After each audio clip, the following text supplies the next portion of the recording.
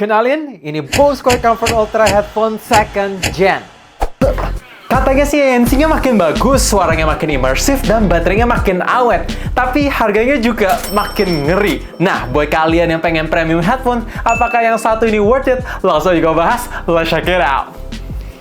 Untuk desain ini masih ciri khas Bose, kelihatan simple, clean, dan elegan. Sekilas emang mirip kayak generasi pertama, tapi kalau kalian perhatiin di samping, ada aksen mengkilat jadi kelihatan lebih premium. Dan untuk bobotnya sendiri ya sekitar 250 gram lah ya, yang masih oke-oke aja.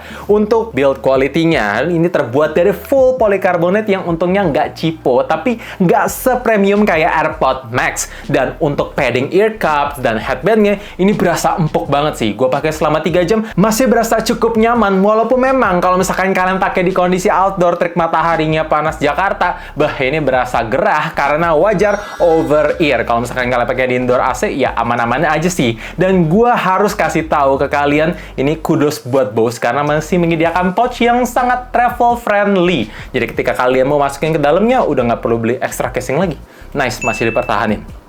Bose itu jagonya ANC, untungnya mereka nggak nyaman di comfort zone, di-upgrade lagi, jadi sesimpel ada bunyi gesekan pintu yang keras, klakson bisa keredam cukup baik. Bahkan ketika gue nyalain mode awareness mode-nya, ini transparansinya berasa natural, jadi kalau misalkan pengen ngobrol, nggak harus repot-repot lepas headphone. Dan untuk kualitas suaranya ini mantep. Yes, pas pertama kali gue denger, ini bassnya lebih dalam, tapi tetap bersih, nggak numpuk di mid, vokal terdengar jernih, dan hanya tuh nggak nyelekit. Gua pasang lagu Rich Brian, Rapapapa, dan Fujikaze yang ngebeat kayak Session Sick atau Feeling Good itu berasa mantap banget. Tapi gue pikir, oke lah itu lagu ngebeat. Gimana kalau misalkan gue pasang lagu akustik? Dan ketika pasang Blossom by Porter Robinson, gila, ini suaranya jernih banget. Setiap artikulasinya bisa kedengaran dengan baik. Bahkan sampai hela nafasnya pun terdengar. Petikan gitarnya tuh seolah-olah kayak gue lagi di sananya. Dan bahkan kalau misalkan gue lagi denger lagu yang mellow kayak By For Now Fujikaze,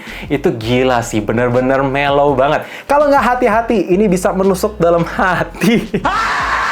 Oh ya, by the way, Bose juga punya fitur immersive audio. Jadi kalau misalkan kalian lagi di dalam ruangan nonton, itu seolah-olah suaranya surround ada sekeliling. Nengok kiri kanan, suaranya tetap dari tengah. Bahkan kalau misalkan kalian pengen denger musik, ya seolah lagi kayak nonton konser. Beberapa ada yang suka, beberapa juga ada yang bilang artificial. Jadi ya sesuai preferensi. Tapi yang pasti kalau dipakai nonton, ini cakep sih, nyalain. Oh ya guys, by the way, ini adalah contoh kualitas mikrofon dari Bose Quiet Comfort Ultra Headphone 2nd Gen. Ini seperti yang bisa kalian lihat, mic-nya udah gue cabut dan mati. Langsung direkam menggunakan HP. Apakah bagus? Coba komen di bawah.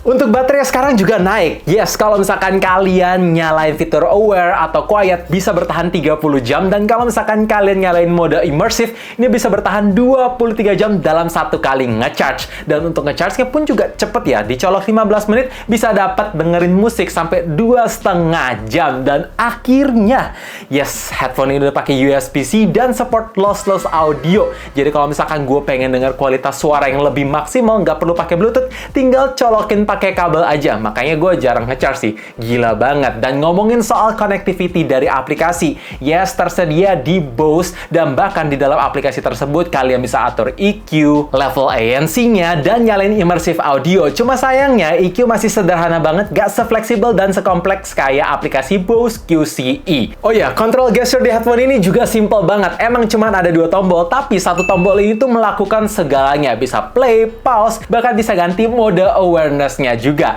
Dan untuk naikin volume up, volume down-nya bisa di swipe-swipe doang di bagian sini. Jadi menurut gue sangat-sangat intuitif. Dan untuk tombol Bluetooth-nya ini, ya tentu buat matiin aja atau connect ke device baru.